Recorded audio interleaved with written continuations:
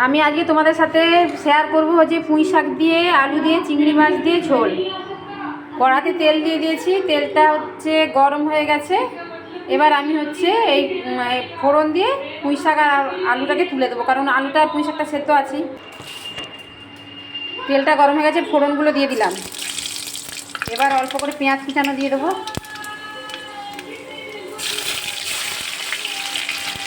এবার আমি চিংড়ি মাছ দিয়ে দেবো।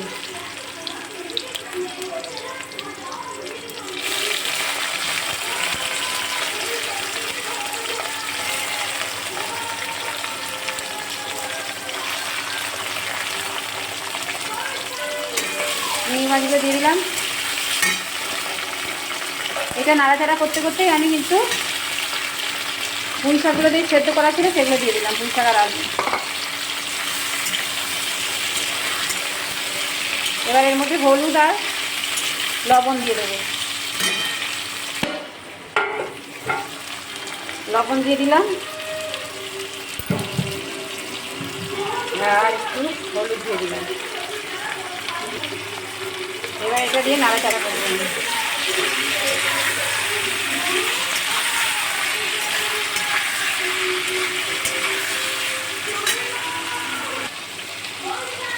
এবার এটা হচ্ছে এর মধ্যে আমি তোমার আদা বাটা রসুন বাটা দিয়ে দিলাম।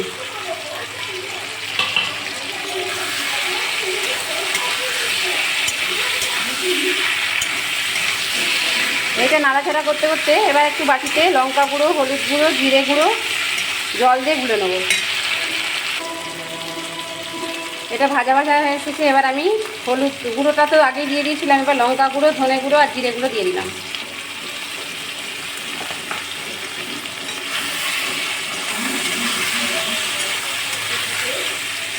এবার এটা দিয়ে ভালো করে নাড়াচাড়া করতে হবে। এই যে পুঁই শাকের ঝোলটা না খেতে দারুণ লাগে, গরম ভাতের সাথে এত সুন্দর লাগে এই ঝোলটা খেতে। আমাদের তো বাড়িতে আমি হামেশাই করি এটা। আগে আমার হাজব্যান্ড খেতে চাইতো না, কিন্তু এখন করে দিলে খায়। কষা তো হয়ে গেছে, আমি জলটা দিয়ে দিয়েছি। তো খুব পাতলাও হবে না, আবার খুব গাঢ়ও হবে না, এরকম মিডিয়াম সাইজের জলটা দিয়েছি। এবার এটা ফুটতে দেবো। দেখুন ঝোলটা আমার প্রায় হয়ে গেছে। এবার আমি নামিয়ে দেবো, দুটো কাঁচা লঙ্কা চেরা দিয়ে নামিয়ে দেবো। ঝোলটা নামাবো তার আগে দুটো কাঁচা লঙ্কা দিয়ে দিলাম, দিয়ে এবার ঝোলটা নামিয়ে দেবো।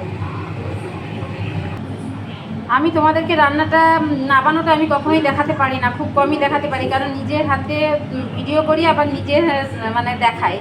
তো কি করে হচ্ছে নামানোটা কি করে তোমাদের সাথে শেয়ার করবো, যার জন্য নামানোটা দেখাতে পারি না। তো দেখো আমি নামিয়ে নিয়েছি, ঝোলটা পুরো কমপ্লিট, মাংস ঝোলের মতো কালারটা এসেছে এবং খেতে অপূর্ব সুন্দর হয়। তো আপনারা একবার করে খেয়ে দেখুন, যদি ভালো না লাগে আমাকে কমেন্ট করে জানাবেন। তো যদি ভালো লাগে তাহলেও কমেন্ট করে জানাবেন, আর যদি ভালো লাগে কমেন্ট করবেন, শেয়ার করবেন, ফলো করবেন। বাই।